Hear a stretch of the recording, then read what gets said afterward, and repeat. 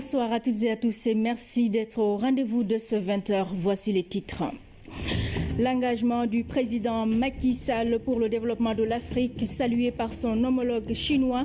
Les deux chefs d'État se sont entretenus également sur la coopération entre Pékin et Dakar, un tête-à-tête qui a lieu dans la ville chinoise qui va accueillir le G20 dimanche.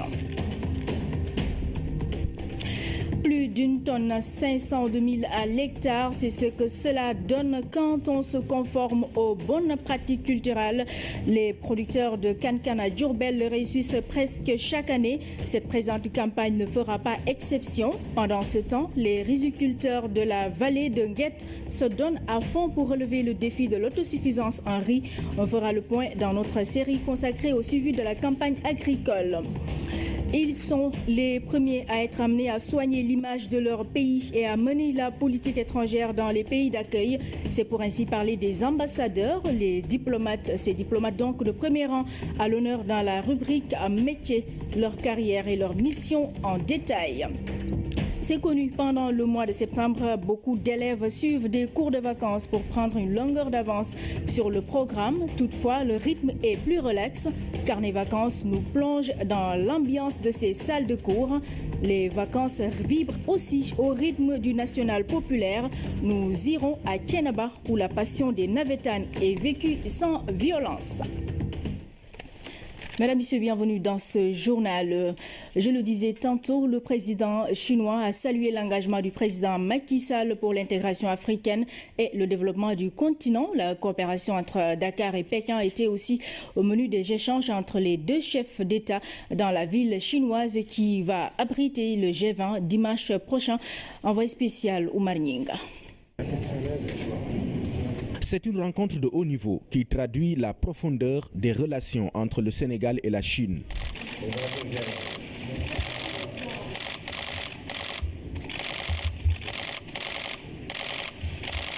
Accompagné d'une délégation composée de ministres et membres de son cabinet, le président Macky Sall retrouve son homologue chinois 2 ans après la visite d'État qu'il a effectuée ici. Souhaitant une chaleureuse bienvenue à son hôte, le président Xi Jinping s'est dit très heureux de revoir le président Macky Sall. Le chef de l'État chinois a salué l'engagement du président Sall pour l'intégration et le développement de l'Afrique. Parlant de la coopération bilatérale, il a exprimé toute sa satisfaction à la lumière des résultats enregistrés. La Chine est en effet le 2e fournisseur du Sénégal et 5e pays de destination des exportations. À ce partenariat commercial de grande envergure s'ajoute une présence d'investisseurs de qualité. Cette coopération, qui s'est développée de façon fulgurante, est à l'actif du président Macky Sall, qui entend d'ailleurs la consolider. Très honoré, le président Macky Sall a remercié son homologue chinois et l'a félicité pour l'accueil du G20 qui inclut l'Afrique. Justement, pour mieux prendre en charge les intérêts du continent, le président Macky Sall a eu une réunion avec ses collègues Idriss Déby au nom de l'Union africaine et Jacob Zuma, dont le pays, l'Afrique du Sud, est membre du G20. En Chine, toujours, le président de la République Macky Sall a reçu chez les dirigeants de Huawei.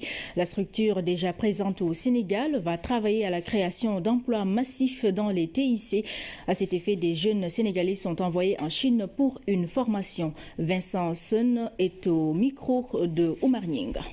Nous sommes très contents pour recevoir par son Excellence, Monsieur le Président. Et on a parlé beaucoup de choses dans le domaine d'ici, spécialement sur la vision Smart Sénégal.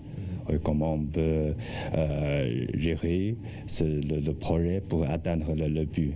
Et puis, dans le cadre de coopération, le groupe Huawei, on a mis beaucoup d'importance dans le domaine sur la formation aussi.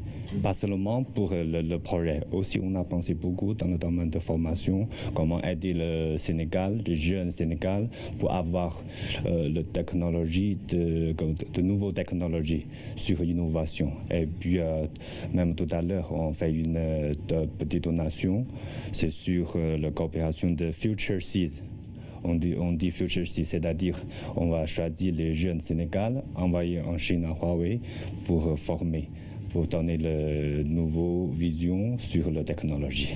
Oui, je pense que ça sera aussi aider un peu sur le développement dans le domaine d'ici au Sénégal. Toujours dans le cadre de ces audiences, le chef de l'État a reçu les responsables de EGECO Group. C'est donc ce groupe-là qui a construit le parc industriel de Diamniadio. Le groupe entend aller au-delà en s'impliquant notamment dans le volet hydraulique du PUDC. Le président du groupe est au micro de notre envoyé spécial Oumane Nyinga. On a de la chance d'entrer dans le marché sénégal pour amener notre contribution. Et pour l'instant, on se développe dans le domaine hydraulique, mais aussi industriel à Diamniadio. Et comme le président Xi a dit, on a le destin commun entre l'Afrique et la Chine. Et à l'occasion de G20, Monsieur le Président nous donné l'occasion de l'entretien. Je remercie. Retour chez nous pour parler de la campagne agricole. Le ministre de tutelle qui effectue une tournée de suivi dans différentes régions du pays. Après Ziguinchor, Sédhiou a accueilli la délégation Pendamboa. Le Pakao a été la deuxième étape de ce périple que le ministre de l'Agriculture et de l'Équipement rural est en train de faire dans la région naturelle de la Casamance et dans une partie de l'est du pays. À Sédhiou, la campagne agricole se porte bien. Ce sont des champs d'arachides, de maïs et de riz qui plantent le décor. Déjà, les résultats affichés donnent un espoir au grand bonheur des producteurs qui ont magnifié cette visite de la tutelle. Une première dans ce village situé dans le département de Bounkiling où une parcelle d'arachides de 20 hectares a été emblavée par les producteurs de la localité. musuñu gis ministre ñëw seeti tool donc xam naa daal moom yàlla moo dogalul wala ministre boobu lañu amuñu woon ministre boobu comme léegi de moom yàlla def na ba ñu am la ministre nga ñëw teew di seeti tool yi alhamdulilah rabbil alamin xam naa daal jàmm ñëw na ci ñun lu ñu bëgg ak lu ñu manqué war nañ ko am parce que gis nga wax nañu la tamit soobee yàlla ak yonente bi tamit jox nañu la secteur bi tamit pour nga mën a ñu jàppale ñu am lu ñu war a def ñu mën a liggéey. Un autre site visité par le ministre Oudoukar, toujours dans le Bounkiling, avec une productrice de riz du GIE Alima Diwan, sa présidente, qui a pendant plus de 30 ans séjourné dans l'Hexagone. Je remercie monsieur le ministre Pape Ablaye Seck et le président de la République, monsieur Macky Sall. Toute la commune de Oudoukar le remercie. Je pense que d'ici 2017, nous n'avons plus besoin de riz importé. Le Sénégal va nourrir le Sénégal. Je fais l'appel à tous les immigrés de la diaspora de faire comme nous. Parce que si aujourd'hui il y a 10 diasporas à la région de Sédhiou et Kolda, nous n'allons plus avoir besoin de semences de la Guinée ou de Burkina Faso. Le Sénégal va avoir ses semences sur place. Je tiens à vous dire que nous avons, nous, gouvernement du Sénégal, une ambition très forte pour le développement de notre agriculture. Par conséquent, tout ce qui a été fait est important, extrêmement important, mais compte tenu de notre ambition, nous estimons qu'on doit aller plus loin, qu'on doit faire plus, qu'on doit faire mieux. C'est donc dire que nous ferons tout pour amplifier nos interventions au niveau de la région de Sédhiou, qui est une région agricole qui, de jour en jour, démontre véritablement sa vocation et son aptitude à pouvoir véritablement contribuer pour un approvisionnement correct du Sénégal en produits agricoles. C'est de là que la délégation s'est ébranlée vers le Fouladou pour un autre suivi de la campagne agricole. Dans le cadre de ce suivi de la campagne agricole, toujours bonne pratique agricole, les riziculteurs de Kankan, département de Diourbel, se conforment aux règles. Résultat obtenu, des rendements records pour le mil. La moyenne annuelle tourne autour d'1,5 tonne à l'hectare. Cette année aussi, ils ont l'espoir avec l'assistance technique des techniciens donc de l'agriculture. C'est un reportage de Thierno Armadossi. Kankan, dans la commune de Touré-Mondé, nous assistons à une séance de travail. la direction régionale du développement rural échange avec les producteurs. Cette assistance technique est nécessaire pour démultiplier des champs comme celui-ci. Ils nous donnent des conseils dans la production, dans la conservation et même dans l'écoulement des produits. Mais surtout, il nous a encouragés à utiliser les semences certifiées. Les semences certifiées sont des facteurs qui déterminent la production, surtout au niveau de la production du mil. Respect des techniques agricoles, mettre en avant de bonnes pratiques. La Fédération des organisations des producteurs, forte de 1130 membres, travaille pour une amélioration nette des rendements. On note un petit déficit pluviométrique, mais cela n'empêche que nos champs sont dans les bonnes conditions. Nous, on a utilisé les bonnes pratiques. Les bonnes pratiques permettent aux champs aussi de s'adapter aux changements climatiques. Cette année, on a de l'espoir parce que l'espoir commence par la germination. Donc, les champs sont très bien germés à cause des semences qu'on a utilisées. En moyenne, ce champ offre 1,5 tonne de mil par hectare. Aujourd'hui, l'ambition est de dépasser ce rendement et les producteurs sont suffisamment outillés pour relever le défi. Direction la vallée de Nguit dans le département de Malem Hodar, commune de Sagna. Sur place, le riz mobilise toutes les énergies. La volonté de diversifier les cultures ainsi est la principale raison. Les producteurs se lancent donc comme défi de relever l'autosuffisance. Henri, c'est un reportage de Mamadou Samobo. Dans les terres basses du département de Malem Hodar, le riz fait son apparition. La céréale mobilise techniciens et producteurs avec la femme nourricière comme tête de pont.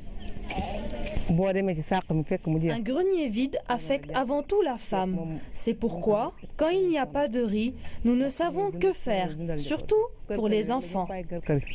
Cette vallée, c'est le prolongement du Babylon qui continue jusqu'à Nyoro. Elle est étendue de 100 hectares. C'est un groupement qui exploite cette vallée. Ce groupement est composé de 382 membres, dont 251 femmes. Cette année, on a exploité 15 hectares dans la vallée, 15 hectares de riz, avec une variété Nerica 6. L'engouement autour du riz trouve son explication dans les habitudes alimentaires et le glissement du Saloum d'un traditionnel bassin arachidier vers un bassin agricole tout court. Notre nourriture est maintenant à base de riz. Nous cultivons du mil, de l'arachide, mais notre plat, c'est le riz. C'est ce qui fait que nous vendons les graines d'arachide pour acheter du riz. Alors si on produit du riz, les revenus tirés de l'arachide peuvent servir à autre chose. Pour la première année d'exploitation, c'est-à-dire 2014-2015, les populations de Nguetch ont récolté 7 tonnes de riz environ, ce qu'elles n'avaient jamais envisagé auparavant. C'est la raison pour laquelle cette année, c'est la ruée vers la vallée pour la culture de riz.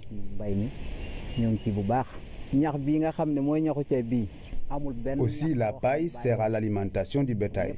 On gagne doublement. Nguetch construit ainsi son développement agricole endogène et presse le pas pour répondre présent au rendez-vous de l'autosuffisance. Le gouvernement a un objectif d'autosuffisance en riz. En ce qui nous concerne, nous avons la conviction que nous produirons suffisamment pour notre contrée. Pour la présente campagne, Malem Hodar exploite un total de 700 hectares de riz environ. Vallées, bas-fonds et plateaux réunis. Agriculture toujours, le PEPAO WAP a rencontré les producteurs de Matam pour les informer sur les technologies générées dans cette région, les variétés de semences de riz, de maïs, de bloc mélasse, paille à urée et l'aviculture villageoise ont été abordées.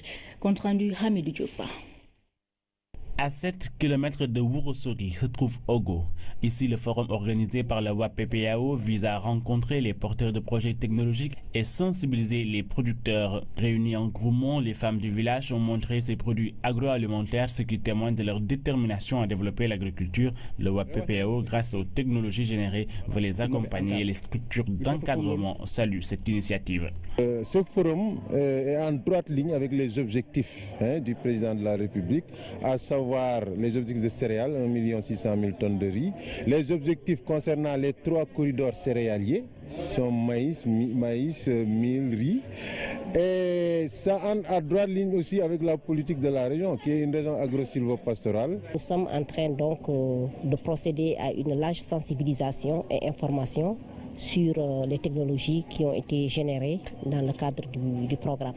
Ici à Ogo, les technologies de bloc mélasse, de plasma profond de l'urée et de l'agriculture villageoise ont été expliquées aux producteurs, de même que les nouvelles variétés de semences de riz et de maïs.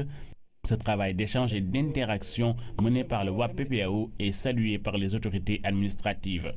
L'importance de la dimension genre dans le programme a permis d'intégrer des procédures de renforcement de capacité des femmes dont un grand nombre a pu bénéficier de formation et de transformation agroalimentaire. L'appropriation de ces technologies par les femmes a été également une grande satisfaction pour le programme de productivité agricole en Afrique de l'Ouest. Après l'incendie du poste électrique de Tchonar à Thiès, une délégation d'ingénieurs de l'Office national d'électricité et d'eau potable du Maroc a été dépêchée sur les lieux. Ces experts ont analysé l'incident et formulé des recommandations. C'est dans le cadre du partenariat stratégique entre la Sénélec et l'ONEP du Maroc. Fatou Diouf. C'est une défaillance du système de protection qui est à l'origine de l'explosion du poste électrique de Tchonar à Thiès. Conséquence, des circuits de contrôle et de sécurité endommagés, ainsi qu'un blackout total de l'ensemble des pays connectés au réseau de Manantali. Même si la situation est revenue à la normale, il fallait tirer les conséquences. Et pour cela, la Sénélec a sollicité l'expertise marocaine. Dès qu'on a été sollicité par nos collègues après l'incident du 22 août 2016, nous nous sommes déplacés ici, donc une délégation de 3 ingénieurs présidée par moi-même. Donc on a travaillé main dans la main avec nos collègues, les ingénieurs de Sénélec, pour analyser l'incident,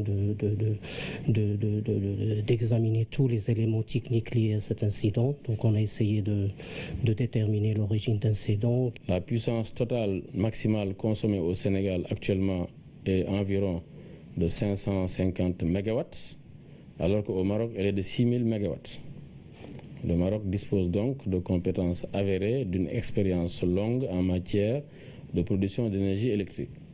Le Sénégal, donc, doit pouvoir profiter de l'expérience de nos collègues marocains pour pouvoir bénéficier de toutes les leçons qu'ils ont pu tirer dans ce domaine. De la même manière, le Maroc, en venant chez nous, va pouvoir s'inspirer des pratiques que nous faisons ici dans notre pays. Les conclusions ont aussi montré que les réseaux de transport et de distribution sont vétustes. La société d'électricité est en train de rénover et de mettre en place des installations modernes. Dans cette optique, le Sénégal peut compter sur le Maroc qui dispose d'une expérience avérée en matière de production d'énergie. En effet, ce poste est un poste assez ancien. Et nous avons même entamé, comme vous l'avez vu lors de la visite du ministre, la construction d'un nouveau poste. Et ce nouveau poste n'est pas encore terminé. C'est parce que Sénélec avait déjà compris depuis longtemps et planifié la nécessité de rénover et d'installer un nouveau poste. Donc les travaux sont en cours et cela participe donc de la modernisation de l'outil de production de Sénélec, dans le cadre des projets qui sont déjà initiés par l'État du Sénégal. Il y a un partenariat stratégique entre l'ON2E et le Maroc. Donc spécialement par cet incident, on va travailler ensemble pour mettre en place les recommandations qu'on a retenues. On a proposé des dispositions à mettre en place au niveau de Postiona pour une élimination sur des défauts et éviter la propagation d'un défaut sur l'ensemble du système électrique sénégalais. D'autres volets de partenariat entre l'ENEP et la Sénélec sont envisagés afin de développer le système électrique sénégalais. Étude de faisabilité du projet d'extension du réseau de gazoducs de l'Afrique de l'Ouest. La validation du rapport final relatif à ce projet a fait l'objet d'un atelier. Aminata Mbengfal compte rendu. Pour assurer un meilleur approvisionnement en énergie électrique dans l'espace CEDEAO, des stratégies ont été mises en place, parmi lesquelles la construction et la mise en service depuis 2011 du réseau de gazoducs de l'Afrique de l'Ouest. Il permet de transporter du gaz naturel afin de soutenir la production énergétique au Bénin, au Togo et au Ghana. Aujourd'hui, le souhait des chefs d'État est de l'étendre aux autres pays de la CEDEAO. Cette étude concerne afin de faire une étude technico-économique pour étendre le gazoduc dans les 15 États de l'Afrique de l'Ouest afin qu'on puisse disposer de l'énergie électrique bon marché. Mutualiser les efforts communs des États pour avoir de l'énergie bon marché. Au Sénégal, des efforts importants sont enregistrés dans le domaine de l'énergie et l'extension de ce réseau va certainement lui offrir plus d'opportunités. C'est une excellente opportunité pour le Sénégal, avec nos découvertes de gaz, de pouvoir intégrer ce réseau-là et de pouvoir donc fournir du gaz aux autres pays membres de la CEDEAO. Pour les pays membres de la CEDEAO qui sont dans une situation énergétique précaire, cela pourrait être un début de solution. En matière de besoins énergétiques, nous avons l'un des faibles taux de consommation d'énergie dans le monde. Je l'ai dit tout de suite, c'est 150 kWh par an et par habitant.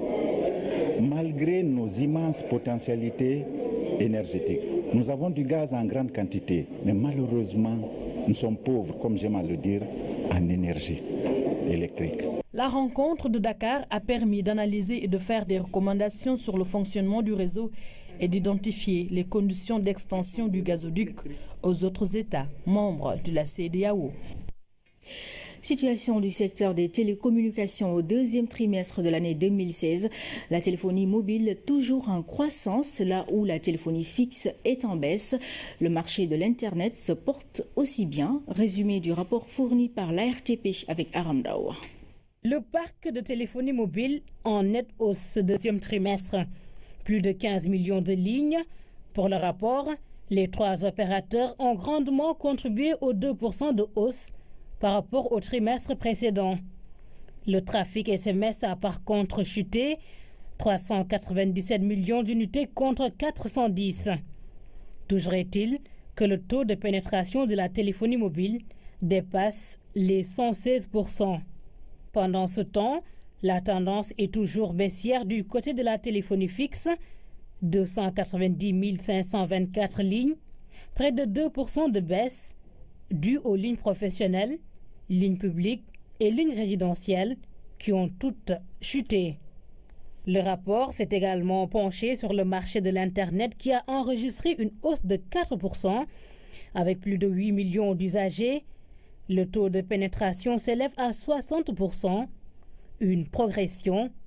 Ainsi se présente la situation du secteur des télécommunications ce second trimestre de l'année 2016. YouReport, c'est le nom de l'application mise à la disposition des jeunes. C'est une plateforme d'échange et de partage entre ces derniers. Le lancement a été fait à la place du souvenir en présence du ministre de tutelle, Ibrahim Ndong, compte rendu. C'est une application exclusivement dédiée à la jeunesse, une plateforme d'échange et de partage. L'objectif est de permettre aux jeunes d'avoir des réponses immédiates sur certaines questions. L'idée de YouReport, c'est un peu de remonter l'information parce qu'on a l'habitude de dire qu'il détient l'information, détient le pouvoir. Nous, on va faire faciliter cette remontée d'information-là au gouvernement pour le dire au ministère de la Santé, voici ce que les jeunes pensent de la santé. Au ministère de la Jeunesse pour leur dire que voici ce que les jeunes pensent de la jeunesse, de l'emploi, etc. Donc c'est ce qu'on veut, cette remontée d'information facile. Et dans chaque région du Sénégal, on a installé ce qu'on appelle un club YouReport. Cette plateforme est très importante parce qu'à chaque fois, nous les jeunes, nous nous mettons autour du table ou bien autour d'un débat. Nous discutons des problèmes, nous nous rendons compte de ces problèmes. Mais à la fin de ce débat, ou bien à la fin de ce tour de table, personne ne cherche de solution. Et on n'a jamais de solution à nos problèmes. Mais YouReport nous a permis aujourd'hui de nous exprimer. Pour le moment, YouReport compte 2500 membres, un nombre que les responsables comptent augmenter pour permettre à d'autres jeunes d'intégrer la plateforme. Et on espère avec le lancement atteindre les 10 000 parce que vraiment toutes les personnes ici présentes vont s'inscrire et on espère atteindre les 10 000 très bientôt. Non pas parce que plus on est nombreux, plus la voix des YouReporters vont se faire entendre. Et l'objectif pour nous, c'est que chaque jeune, leur voix compte et on va se faire entendre, Inch'Allah. C'est grâce au soutien de l'UNICEF que l'application a vu le jour. À cette journée de lancement, le ministre de la Jeunesse a honoré de sa présence pour donner un cachet particulier à la cérémonie. À 48 heures de l'élection des membres du Haut Conseil des collectivités territoriales, ce soir nous évoquons le mode de fonctionnement de cette nouvelle institution, les tâches confiées aux différents membres. C'est avec Maman Moussagna. Sa première session sera convoquée par décret et c'est au cours de celle-ci que le règlement intérieur sera adopté. Ce règlement intérieur précise notamment les modalités d'élection du bureau et l'organisation des travaux de l'institution. Chaque année, le Haut Conseil tient 4 sessions ordinaires.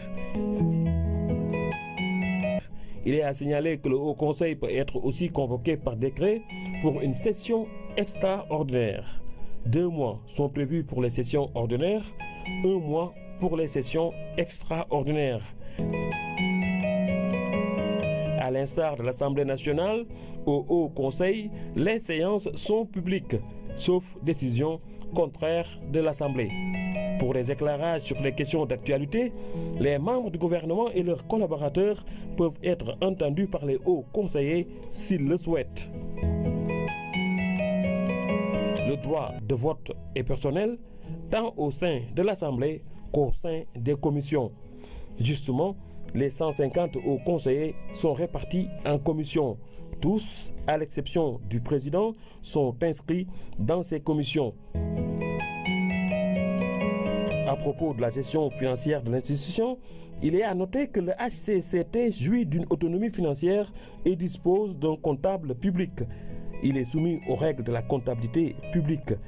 Les crédits nécessaires au fonctionnement du HCCT sont inscrits dans la loi de finances. Le président du Haut Conseil est l'ordonnateur du budget. Chaque année, le HCCT présente au président de la République un rapport. Et puis dans la rubrique métier de ce soir, nous parlons des ambassadeurs, un titre toujours prestigieux. Ces diplomates sont toujours nommés en Conseil des ministres par le chef de l'État. Il revient à l'ambassadeur la charge et la responsabilité de mettre en œuvre la politique étrangère de son pays dans le pays d'accueil, mission, formation et carrière d'un ambassadeur. On en parle avec Louise Bitzard. Un véritable ballet diplomatique des représentants officiels des chefs d'État étrangers à la présidence de la République. Acte 1, la présentation des lettres de créance. Monsieur le Président de la République, Son Excellence, Monsieur l'ambassadeur de Belgique, demande à présenter ses lettres de créance. C'est devenu un rituel dans l'univers diplomatique, un acte qui formalise la fonction de mandataire d'un président de la République dans un autre pays.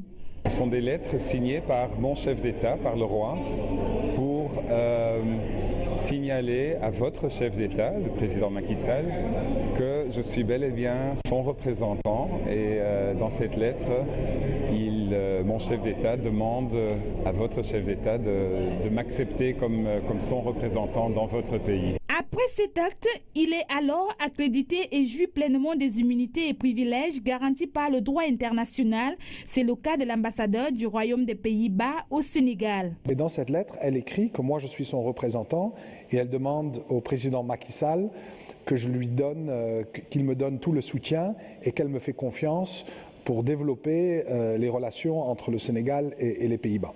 Un ambassadeur assume la plénitude des pouvoirs de son pays au poste qu'il occupe. Mon rôle est de défendre les intérêts de mon pays partout dans le monde, et dans ce cas-ci, il s'agit de les défendre ici au Sénégal, de promouvoir mon pays dans votre pays. À l'évidence, ceux qui choisissent de faire une carrière diplomatique doivent être motivés et passionnés compte tenu des exigences du métier. Le biais d'ancrer est l'École nationale d'administration, l'ENA. Je suis diplomate de carrière. J'ai fait les études au Cameroun, d'une manière générale. Et puis sanctionné par la licence en droit après avoir fait 2 ans à l'école d'administration.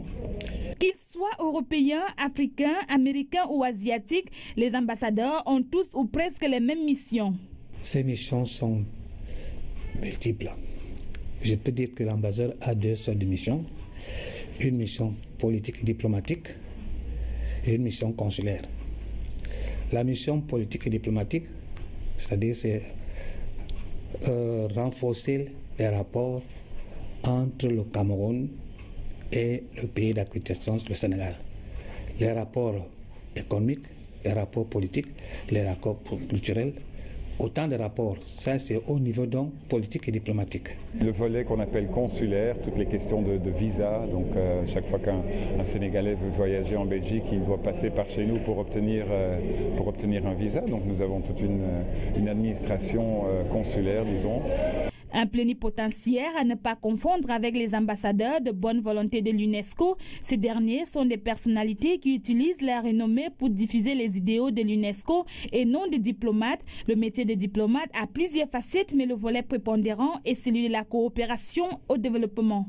Un volet très important de mon travail est d'accompagner le Sénégal dans son développement, parce que la Belgique a un programme de coopération avec le Sénégal qui est un pays partenaire du développement de la Belgique, et donc il s'agit pour moi d'accompagner, d'aider à bien exécuter ce programme de coopération entre nos 2 pays.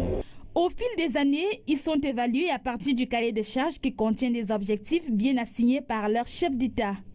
Alors on fera dans le bilan des recommandations qui ont été adoptées à l'occasion de cette commission mixte. Est-ce que les accords qui ont été signés ont été appliqués? Est-ce que les accords qui ont été... On a fait des projets d'accords, est-ce qu'on doit les faire? Qu'est-ce qu'on a fait dans le cadre, par exemple, économique, dans le cadre culturel? Dans le volet culturel, il faudrait donc faire le point de voir est-ce que ceci a été appliqué, qu'est-ce qui n'a pas été, quels sont les goulots d'étranglement, qu'est-ce qui s'est passé.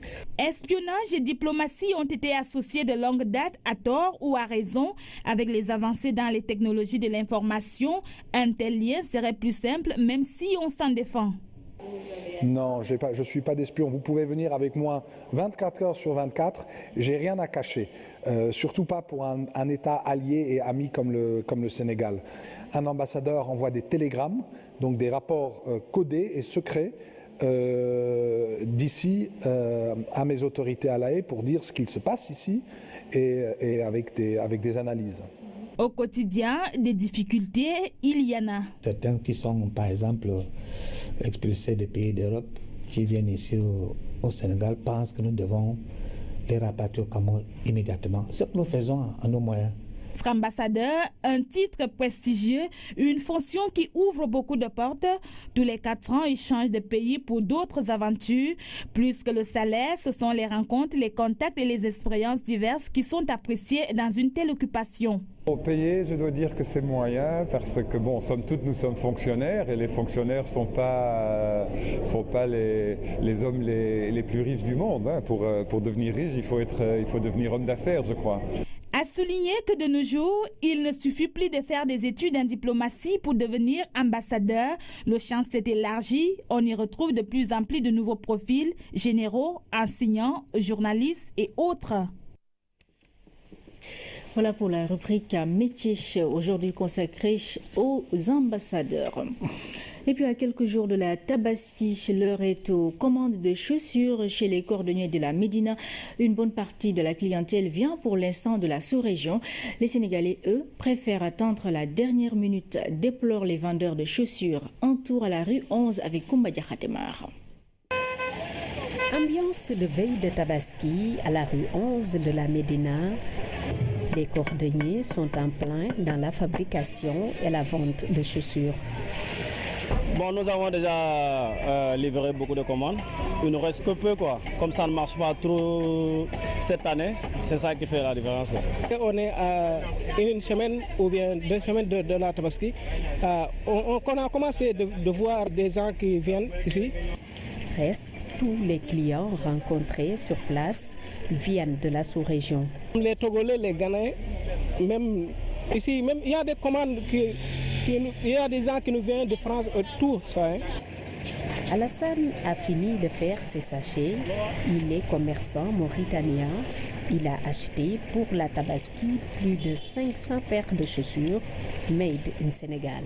Payer des chaussures pour Tabaski, pour une bonne fête. On va revendre ça. On revend ça en Mauritanie. Payer ça à 1500 francs et on vend ça à 1500 Ouguiya ou bien à 1300. La clientèle sénégalaise est plutôt rare, mais les cordonniers ne se plaignent pas. On fera un peu les mains. Ouais, ça va super bien. Bon, on peut dire que ça va, par la grâce de Dieu. À la rue 11, le prix d'une paire varie entre 1500 et 5000 francs CFA. Autant dire des chaussures à la portée du plus grand nombre. Mais les Sénégalais semblent avoir l'esprit tourné vers les moutons. Voilà, et nous ouvrons carnet vacances en cette période. Ils sont nombreux, ces élèves qui ont décidé de s'inscrire pour suivre des cours de vacances. Les raisons sont simples. Ces cours leur permettront de prendre une longueur d'avance sur le programme à venir. Notre reporter Seydina Alunfal s'est rendu au lycée Seydina Limamoulaye. Il a pu assister à quelques-uns de ces cours. Quelques semaines auront suffi à ces apprenants pour se reposer.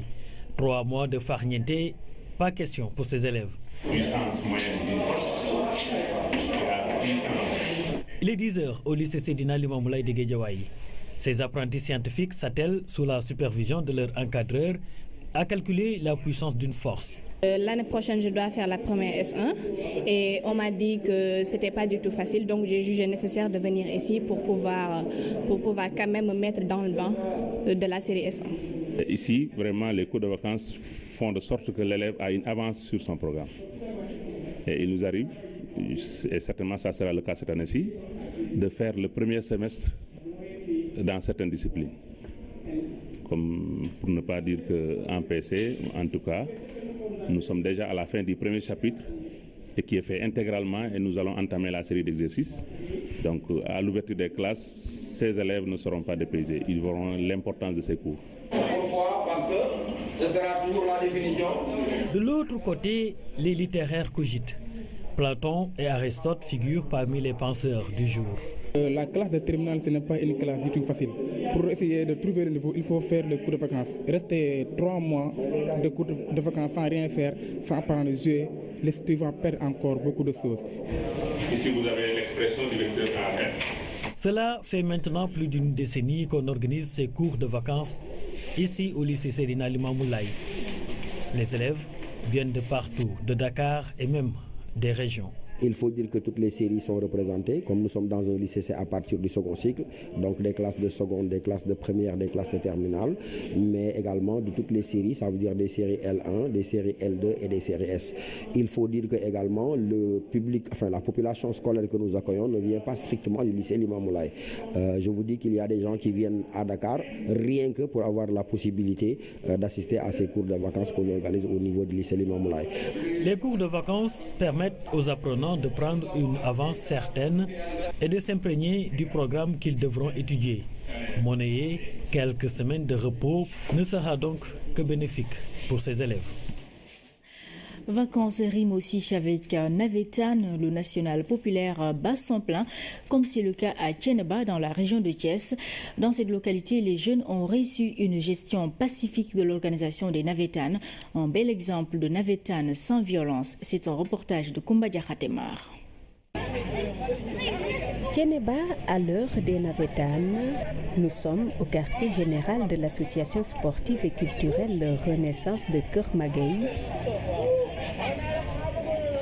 Cet après-midi, Renaissance ira à l'assaut Diamono, une ASC logée à quelques foulées du stade municipal. Du sommet des arbres, du haut des murs, Des jeunes suivent gratuitement la partie. Pourtant, le prix du billet n'est que de 100 francs pour les enfants et le double pour les adultes. On fixe les tickets à 100 francs enfants, adultes 200. Pourquoi? Parce que nous voulons que vraiment tout le monde, tout sportif qui habite à Thiénaba vient au moins au stade pour regarder. À Thiénaba, la violence est l'exception dans les navétanes. C'est d'ailleurs l'une des rares zones où les arbitres acceptent d'officier sans la présence des forces de l'ordre. On n'a jamais eu de problème. Ça fait des années qu'on vient à Thiénaba, on n'a jamais eu de problème. On a accepté de continuer et de collaborer avec eux. On a organisé un comité de veille, donc piloté par le sous-préfet de Thiénaba. Donc il y a le gars que vous voyez, c'est lui qui assure la sécurité du stade. Donc il est en rapport avec la gendarmerie, en l'occurrence le commandant et le sous-préfet de Thiénaba. Donc c'est lui qui assure notre sécurité. Lui, c'est Samba Diabaremboup. Il est maître de Kung Fu. Il assure la sécurité avant, pendant et après les matchs. Il a été formé d'abord par les gendarmes. Donc il a aussi l'autorisation du sous-préfet. Donc lui, peut-être si quelqu'un perturbe, donc il le dénonce au niveau de la gendarmerie ou bien de la préfecture. Alors que pour les arrestations, c'est au niveau de la gendarmerie. C'est la gendarmerie qui fait les arrestations au niveau s'il y a un perturbateur. Il a presque 10 éléments qui sont autour de lui, qui après le match, ils sont autour des arbitres, ils ont la sécurité des arbitres, ils les amènent chez eux. Diamono Renaissance s'est donc joué dans la plus grande sportivité. La pluie et l'état sablonneux du stade municipal de Thiénaba n'ont pas freiné l'ardeur des deux formations. Au finish, Renaissance de Keur Maguey s'est imposée par 1-0. Voilà pour Carnet Vacances qui revient demain. Sur l'international au Gabon, la situation reste tendue. Les violences ont fait 5 victimes et plus de 1000 personnes ont été arrêtées. Le Conseil de sécurité s'est dit préoccupé par la situation. C'est un récit de Seydina Alunfal. La situation reste toujours tendue au Gabon. Ali Bongo a été proclamé vainqueur du duel qui l'opposait à son rival Jean Ping, mais sa réélection a suscité beaucoup de contestations. L'élection présidentielle s'est déroulée dans un climat tendu du fait de l'effondrement des cours du pétrole, première source de revenus du Gabon, pays d'un peu plus d'1 500 000 habitants. C'est le problème aussi de la diminution de la manne pétrolière, c'est aussi le problème aussi de l'usure du pouvoir, parce que, eh bien, on l'a entendu à travers les cris des manifestants, nous ne voulons pas d'une dynastie, le Gabon n'est pas un royaume qu'on hérite. Le Conseil de sécurité a fait part de sa préoccupation. Abdoulaye Bathily, l'envoyé spécial des Nations Unies en Afrique centrale, a présenté un rapport aux membres du Conseil. Dans tous les cas, je pense qu'il est important pour que, évidemment, il n'y ait pas de suspicion qu'il y ait un recomptage. Mais il y a aussi une autre voie. C'est ce que Ali Bongo Ondima a dit. La voie, c'est que lorsqu'on est en démocratie et qu'on doit respecter les règles du jeu, c'est de savoir qu'il doit y avoir la possibilité de solution, de contestation par la voie juridictionnelle. Au lieu que la contestation se fasse par la rue, qu'elle passe évidemment par donc les autorités judiciaires nationales qui pourraient alors évidemment soit invalider les résultats, soit évidemment cautionner les résultats qui ont été rendus par la Sénat. Le pays traverse une crise. Ali Bongo rejette la responsabilité des violences sur l'opposition. Le mode de scrutin à un seul tour pose un problème au Gabon et de façon générale en Afrique centrale. Au Gabon, c'est un seul tour. Donc ce qui veut dire qu'il suffit que celui qui arrive en tête, qu'un candidat donc, arrive en tête avec ne serait-ce qu'un seul point pour qu'il gagne les élections. Alors même qu'il y a ici ce qu'on appelle des déviances. Alors la déviance, c'est quoi? C'est qu'on peut très bien gagner les élections dans un pays tout en étant minoritaire. Disons qu'il faudrait peut-être revoir ce mode de scrutin qui pose beaucoup de problèmes en Afrique centrale. Les violences au Gabon ont déjà fait 5 victimes. Plus de 1000 personnes ont été arrêtées. En sport, fin des éliminatoires de la CAN, les Lions du foot déjà qualifiés pour Gabon 2017 jouent contre la Namibie demain samedi au stade Léopold Sédar Senghor. Le coup d'envoi est prévu à 17h30 pour cette 6e et dernière journée. Les braves Warriors de la Namibie veulent terminer ces éliminatoires de façon honorable. Pape Madi Diop.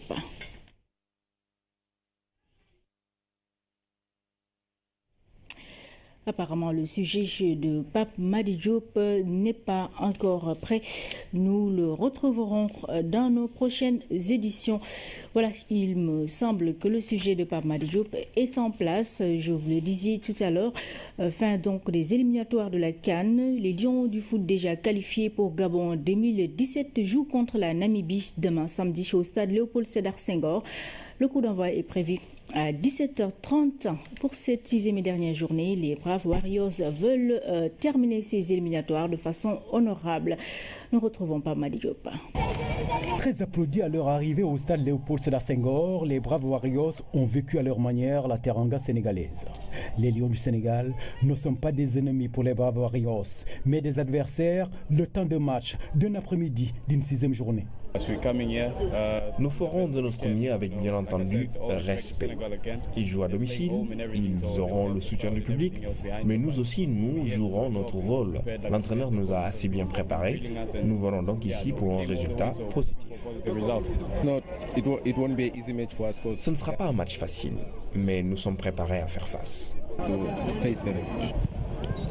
Troisième dans le groupe K avec 6 points, au même titre que le Burundi, deuxième, la Namibie va terminer ses éliminatoires avec un résultat honorable.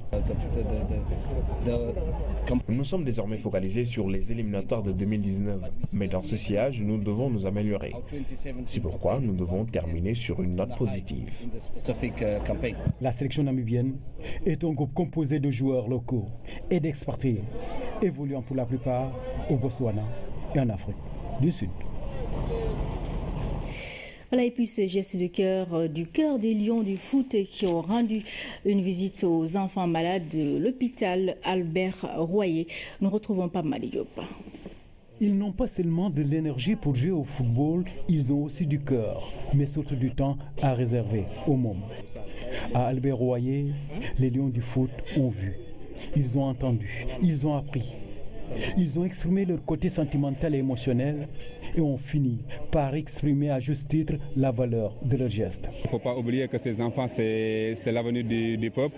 On a des futurs Sadio Mané, des futurs Momo Diamé, et aussi on a des futurs présidents qui sont peut-être là. Avec un petit geste, on va essayer de les aider. Faire plaisir une personne malade, je pense que c'est la plus belle chose à offrir à une personne, c'est de le rendre heureux. On l'a fait. Et j'espère que c'est qu'un début. Pour la direction de l'hôpital Albert Royer, ce don permettra d'acheter un appareil qui va participer à la réduction du taux de mortalité chez les nouveau-nés. L'appareil que vous allez nous offrir est un appareil qui va permettre de sauver beaucoup de nouveau-nés. Et ce sera un pas important dans notre contribution pour la réduction des décès. Nos nouveau-nés, qui sont les nouveau-nés, les enfants, ce sont les enfants de tout le monde au Sénégal. Et si vraiment ensemble on parvient à réduire la mortalité de ces enfants, nous serons vraiment très heureux pour le bonheur et le développement du Sénégal. Le déplacement des Lions à Albert Royer a non seulement touché le personnel de l'établissement hospitalier, mais aussi le ministre de la Santé.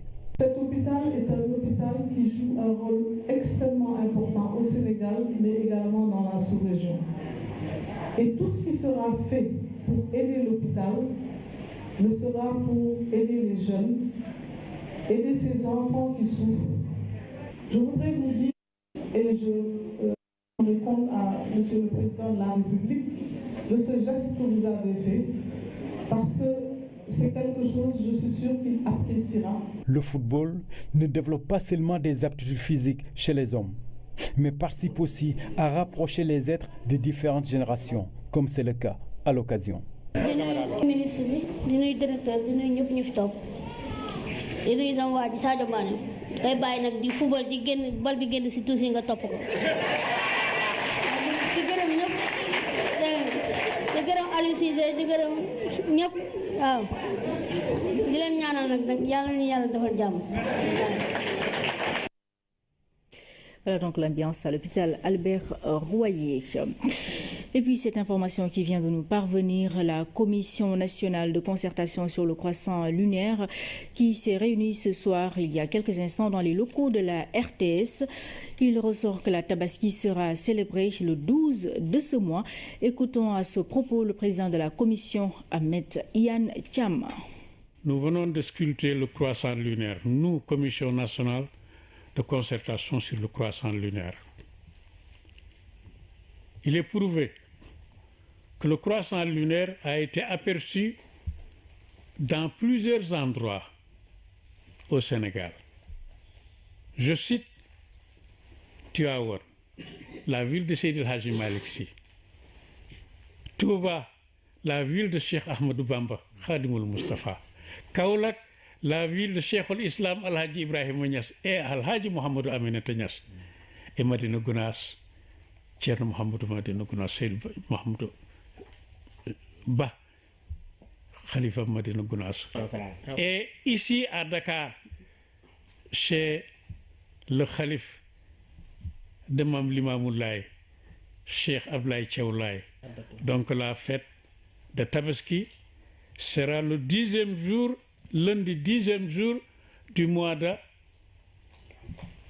Zil-Hijja, du mois de Tabaski, qui correspond au 12e jour du mois de septembre 2016. Inch'Allah, qu'Allah le Tout-Puissant nous offre des moutons exemplaires, Inch'Allah, pour que nos enfants, nos familles, nos hôtes au Sénégal, tous soient heureux pendant ce jour-là et pendant cette fête-là.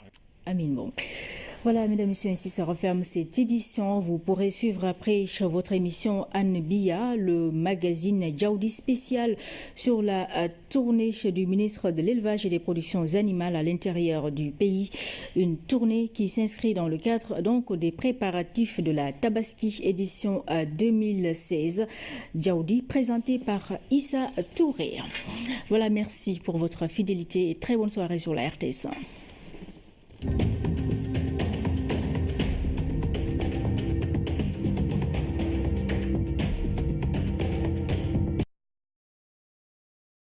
Sont suffisamment outillés pour relever le défi.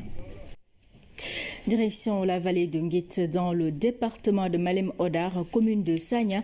Sur place, le riz mobilise toutes les énergies. La volonté de diversifier les cultures ainsi est la principale raison. Les producteurs se lancent donc comme défi de relever l'autosuffisance en riz. C'est un reportage de Mamadou Samobo.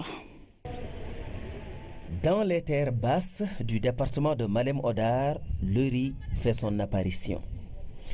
La céréale mobilise techniciens et producteurs avec la femme nourricière comme tête de pont. Un grenier vide affecte avant tout la femme. C'est pourquoi, quand il n'y a pas de riz, nous ne savons que faire, surtout pour les enfants. Cette vallée, c'est le prolongement du Babylon qui continue jusqu'à Nioro. Elle est étendue de 100 hectares. C'est un groupement qui exploite cette vallée. Ce groupement est composé de 382 membres, dont 251 femmes. Cette année, on a exploité 15 hectares dans la vallée, 15 hectares de riz, avec une variété Nerica 6. L'engouement autour du riz trouve son explication dans les habitudes alimentaires et le glissement du Saloum d'un traditionnel bassin arachidier vers un bassin agricole tout court. Notre nourriture est maintenant à base de riz. Nous cultivons du mil, de l'arachide, mais notre place c'est le riz. C'est ce qui fait que nous vendons les graines d'arachide pour acheter du riz. Alors si on produit du riz, les revenus tirés de l'arachide peuvent servir à autre chose. Pour la première année d'exploitation, c'est-à-dire 2014-2015, les populations de Nguetch ont récolté 7 tonnes de riz environ, ce qu'elles n'avaient jamais envisagé auparavant. C'est la raison pour laquelle cette année, c'est la ruée vers la vallée pour la culture de riz.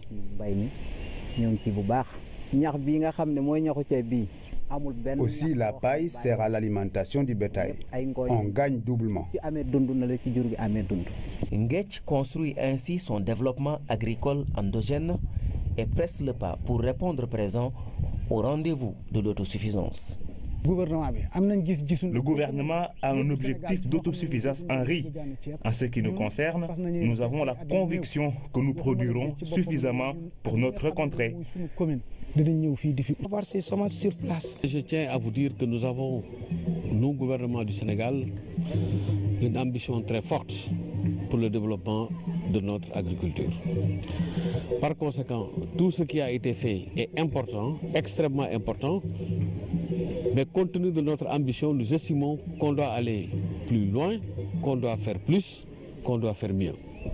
C'est donc dire que nous ferons tout pour amplifier nos interventions au niveau de la région de Sédhiou, qui est une région agricole qui, de jour en jour, démontre véritablement sa vocation et son aptitude à pouvoir véritablement contribuer pour un approvisionnement correct du Sénégal en produits agricoles. C'est de là que la délégation s'est ébranlée vers le Fouladou pour un autre suivi de la campagne agricole. Dans le cadre de ce suivi de la campagne agricole, toujours bonne pratique agricole, les riziculteurs de Kankan, département de Diourbel, se conforment aux règles. Résultat obtenu, des rendements records pour le mil. La moyenne annuelle tourne autour d'1,5 tonne à l'hectare. Cette année aussi, ils ont l'espoir avec l'assistance technique des techniciens donc de l'agriculture. C'est un reportage de Thierno Armadoussi. Kankan, dans la commune de Touré-Mondé, nous assistons à une séance de travail. La direction régionale du développement rural échange avec les producteurs. Cette assistance technique est nécessaire pour démultiplier des champs comme celui-ci. Ils nous donnent des conseils dans la production, dans la conservation et même dans l'écoulement des produits. Mais surtout, il nous a encouragés à utiliser les semences certifiées. Les semences certifiées sont des facteurs qui déterminent la production, surtout au niveau de la production du mil. Respect des techniques agricoles, mettre en avant de bonnes pratiques, la Fédération des organisations des producteurs, forte de 1130 membres, travaille pour une amélioration nette des rendements. On note un petit déficit pluviométrique. Mais cela n'empêche que nos champs sont dans les bonnes conditions. Nous, on a utilisé les bonnes pratiques. Les bonnes pratiques permettent aux champs aussi de s'adapter aux changements climatiques. Cette année, on a de l'espoir parce que l'espoir commence par la germination. Donc, les champs sont très bien germés à cause des semences qu'on a utilisées. En moyenne, ce champ offre 1,5 tonne de mil par hectare. Aujourd'hui, l'ambition est de dépasser ce rendement et les producteurs.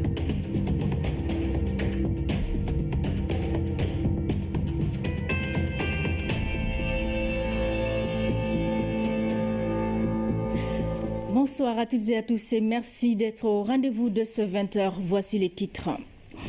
L'engagement du président Macky Sall pour le développement de l'Afrique, salué par son homologue chinois. Les deux chefs d'État se sont entretenus également sur la coopération entre Pékin et Dakar, un tête-à-tête qui a lieu dans la ville chinoise qui va accueillir le G20 dimanche.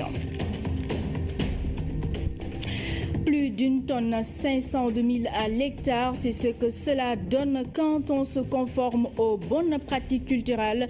Les producteurs de Kankan à Diourbel le réussissent presque chaque année. Cette présente campagne ne fera pas exception. Pendant ce temps, les riziculteurs de la vallée de Nguet se donnent à fond pour relever le défi de l'autosuffisance en riz.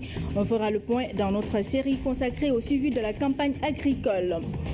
Ils sont les premiers à être amenés à soigner l'image de leur pays et à mener la politique étrangère dans les pays d'accueil. C'est pour ainsi parler des ambassadeurs, les diplomates, ces diplomates donc de premier rang à l'honneur dans la rubrique à métier, leur carrière et leur mission en détail. C'est connu, pendant le mois de septembre, beaucoup d'élèves suivent des cours de vacances pour prendre une longueur d'avance sur le programme. Toutefois, le rythme est plus relax.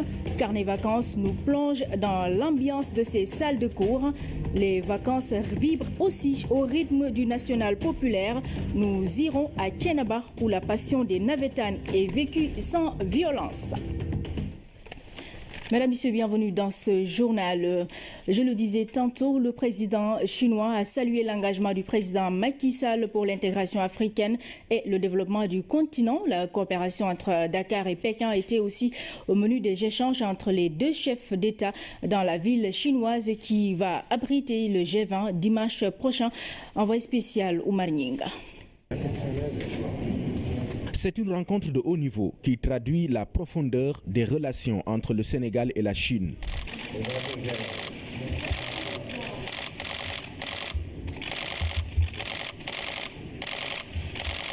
Accompagné d'une délégation composée de ministres et membres de son cabinet, le président Macky Sall retrouve son homologue chinois 2 ans après la visite d'État qu'il a effectuée ici. Souhaitant une chaleureuse bienvenue à son hôte, le président Xi Jinping s'est dit très heureux de revoir le président Macky Sall. Groupe là qui a construit le parc industriel de Diamniadio. Le groupe entend aller au-delà en s'impliquant notamment dans le volet hydraulique du PUDC. Le président du groupe est au micro de notre envoyé spécial Oumar Nyinga. On a de la chance d'entrer dans le marché sénégal pour amener notre contribution.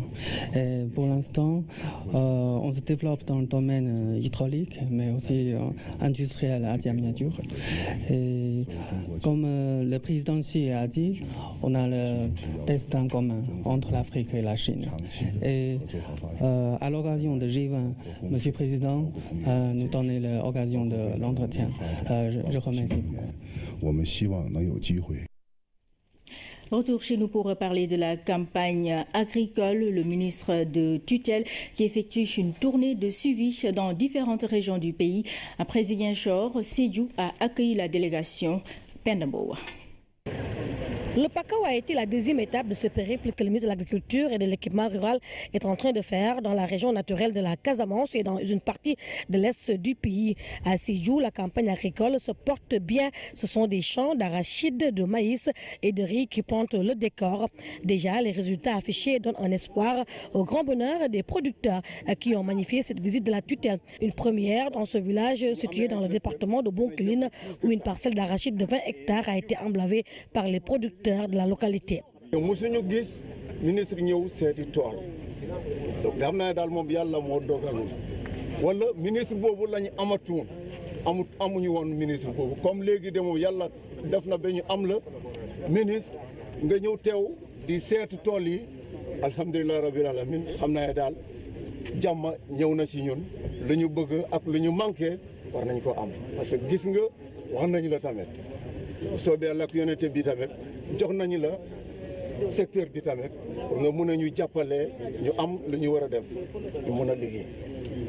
Un autre site visité par le ministre Oudoukar, toujours dans le Bounkiling, avec une productrice de riz du GIE Alima Diwan, sa présidente, qui a pendant plus de 30 ans séjourné dans l'Hexagone. Je remercie monsieur le ministre Pape Ablaye Seck et le président de la République, monsieur Macky Sall.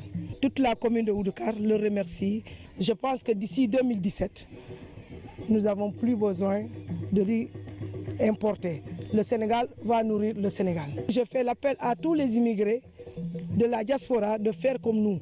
Parce que si aujourd'hui il y a 10 diasporas à la région de Sédhiou et Kolda, nous n'allons plus avoir besoin de semences de la Guinée ou de Burkina Faso. Le Sénégal va avoir... Le chef de l'État chinois a salué l'engagement du président Sall pour l'intégration et le développement de l'Afrique. Parlant de la coopération bilatérale, il a exprimé toute sa satisfaction à la lumière des résultats enregistrés. La Chine est en effet le deuxième fournisseur du Sénégal et 5e pays de destination des exportations. À ce partenariat commercial de grande envergure s'ajoute une présence d'investisseurs de qualité. Cette coopération, qui s'est développée de façon fulgurante, est à l'actif du président Macky Sall, qui entend d'ailleurs la consolider. Très honoré, le président Macky Sall a remercié son homologue chinois et l'a félicité pour l'accueil du G20 qui inclut l'Afrique. Justement, pour mieux prendre en charge les intérêts du continent, le président Macky Sall a eu une réunion avec ses collègues Idriss Déby au nom de l'Union africaine et Jacob Zuma, dont le pays, l'Afrique du Sud, est membre du G20. En Chine, toujours, le président de la République Macky Sall a reçu chez les dirigeants de Huawei. La structure déjà présente au Sénégal va travailler à la création d'emplois massifs dans les TIC. À cet effet, des jeunes Sénégalais sont envoyés en Chine pour une formation. Vincent Sun est au micro de Oumar Nying. Nous sommes très contents pour recevoir par son Excellence, Monsieur le Président. Et on a parlé beaucoup de choses dans le domaine d'ici, spécialement sur la vision Smart Sénégal. Comment on peut gérer le projet pour atteindre le but. Et puis, dans le cadre de coopération, le groupe Huawei, on a mis beaucoup d'importance dans le domaine sur la formation aussi. Pas seulement pour le projet, aussi on a pensé beaucoup dans le domaine de formation, comment aider le Sénégal, les jeunes Sénégal, pour avoir la technologie, de nouvelles technologies sur innovation. Et puis, même tout à l'heure, on fait une petite donation, c'est sur la coopération de Future Seas. On dit Future Seas, c'est-à-dire on va choisir les jeunes Sénégal, envoyer en Chine à Huawei pour former, pour donner une nouvelle vision sur la technologie. Oui, je pense que ça sera aussi aider un peu sur le développement dans le domaine d'ici au Sénégal. Toujours dans le cadre de ces audiences, le chef de l'État a reçu les responsables de EGECO Group. C'est donc ces